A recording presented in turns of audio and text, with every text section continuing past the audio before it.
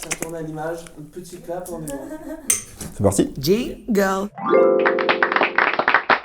Salut, c'est Lucas et je vais vous raconter comment j'ai élevé un gabion dans un appartement de 83 mètres carrés. Donc cette histoire commence de façon assez basique finalement. J'étais parti pour aller faire mes courses dans le Carrefour City du coin, le fameux Carrefour City du cours Julien. Et dans la rue, je croise dans une boîte comme ça un tout petit poussin extrêmement mignon. Et comme j'aime bien les animaux, je me dis, si je rentre des courses et que le poussin est encore là, franchement je le récupère. Donc je rentre des courses, évidemment le poussin était encore là. Donc je le ramène chez moi, je commence à faire le truc classique. Je crois que je lui avais donné de la mie de pain mouillée dans de l'eau, genre je me suis dit ça va être super. Et j'avais une pote qui travaillait à la SPA et je me dis je vais l'appeler pour avoir un petit peu des conseils. Et j'étais assez déçu parce qu'en fait, ils peuvent pas récupérer les gabions, ils s'occupent pas des gabions. C'est comme si je débarquais avec un pigeon à SPA, ils vont pas me dire bon, on le récupère. J'avais aussi une amie, Chloé, qui connaissait quelqu'un qui s'occupait des oiseaux, qui pouvait éventuellement m'aider. Il pouvait pas s'occuper non plus de mon gabion, mais en gros, il m'a dit si tu l'élèves, si tu le nourris, il pourra revoler au bout de 2-3 mois. Et c'est vrai qu'au début, il était tout choupi parce que franchement, il était gros comme ça. Je me rappelle, je me baladais dans l'appartement de 83 mètres carrés et il me courait après comme ça. Il était trop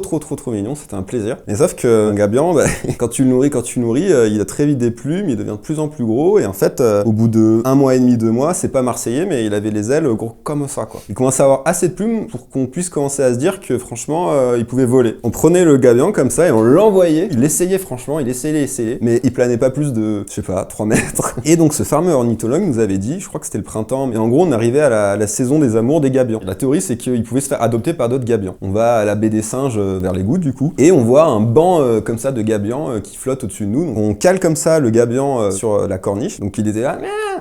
Les gabions commençaient à le regarder. C'était assez impressionnant. Ils faisaient comme ça des putains de cercles autour. Et finalement, ils sont tous venus autour du gabion. Ce qui s'est passé, en fait, c'est qu'il y a quelques nanas qui sont passées à côté des gabions. Ça a fait peur à tous les gabions qui sont partis s'envoler. Du coup, après ce premier échec, on a attendu 1 ou 2 heures. Et les gabions sont jamais redescendus voir notre pote à plumes. Du coup, on a pris le gabion, on l'a mis en contrebas à un endroit où aucun homme ne passait. Et on est parti. Tada. Mais franchement, c'est sûr, il va bien.